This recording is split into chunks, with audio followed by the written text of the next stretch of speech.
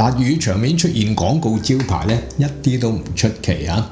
咁啊，我哋都經常會見到噶啦，例如白花油啦、七喜汽水啦、青山酒店啦、沙田酒店啦、大利連超市啦，即係惠康嘅前身啊，同埋 Qantas 澳洲航空公司等等。嗱，呢啲嘅植入式廣告咧，相信係攝影師無意中 pan 到嘅啫。咁估計咧，電影公司咧係冇收錢嘅。不過喺1955年嘅真假千金裏邊咧，就主角方艷芬咧就特登咧係提到一隻涼茶嘅品牌喎，就係王老吉嘅。仲苦嗰啲王老吉嘅，仲苦嗰啲王老吉嘅。係啦，根據王老吉嘅後人所寫嘅一本《王老吉傳記》裏邊咧，都有提及到呢件事嘅喎。不過據講咧，就係王老吉冇俾過錢俾電影公司，但係咧佢哋有啲生意上面嘅合作嘅。仲苦嗰啲王老吉嘅。嗱，王老吉都係咁意提下嘅啫嚇。咁但係喺同一套片裏邊咧，荔園遊樂場咧就有重點推介喎。啱啦，嚟到呢度最好去荔園玩啦。荔園裏邊好多嘢玩㗎。荔園啊，都好，聽我去啊！好。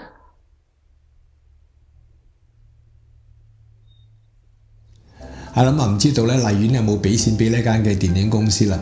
嗱，喺1964年嘅街市皇后裏邊咧，就一個新界嘅景點沙田畫舫啊，就亦都咧係喺呢套電影裏邊咧係插入咗啲嘅植入式廣告噃。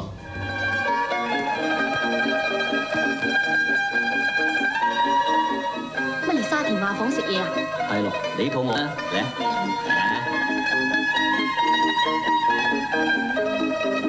行啦。人哋話呢度嘢好貴嘅噃。你估錯啦，呢度啲海鮮啊又平又靚又抵食，陣間食過你知啦。係啦，連沙田畫舫嘅英文名字咧都有個大特寫啊！咁啊，沙田畫舫1983年就已經係結束咗啦，好可惜嚇。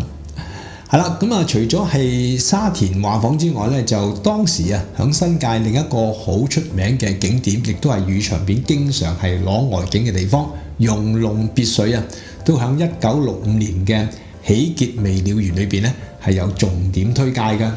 而家去邊度啊？去容龍別墅花園。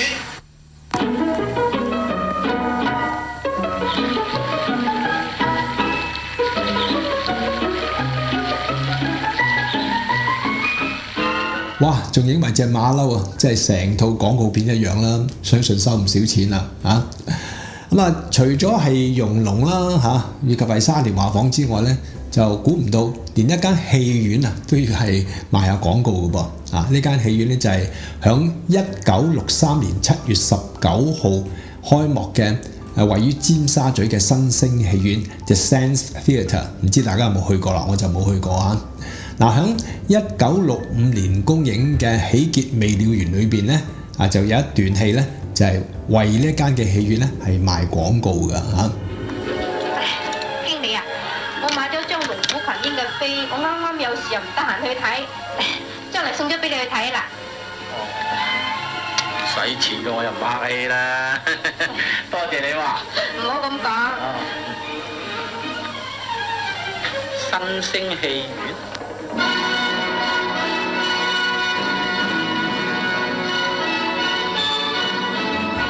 嗱，新星咧就係1963年開幕啊，咁呢套電影咧就係1965年咧係公映嘅，咁所以咧估計當時咧係新星係開咗幕冇幾耐嘅啫嚇，而公映緊嘅電影咧就係西片龍虎群英 The Fall of the Roman Empire 有蘇菲亞羅蘭啦以及係史蒂芬貝咧係合演嘅。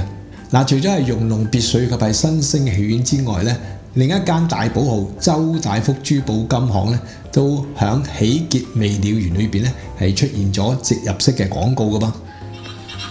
你係咁客氣，送啲咁貴重嘅禮物俾我，或者白線河上喎，經理喺邊度做㗎？招艾福啊！哦，周大福金行係嘛？唔係你手工咁靚啦。直情係賣廣告咁嘅口吻啦，樂公叔你係得嘅嚇。嗱，粵語長片咧出現植入式廣告一啲都唔出奇嘅，因為咧係佢哋嘅資源有限啦嚇，咁啊成本低啦，咁所以咧就需要一啲嘅商業機構咧係做一啲嘅贊助買啲嘅廣告嚇，明解嘅。咁只係收幾多錢嘅廣告費咧？對唔住啦，呢方面我就冇咩資料。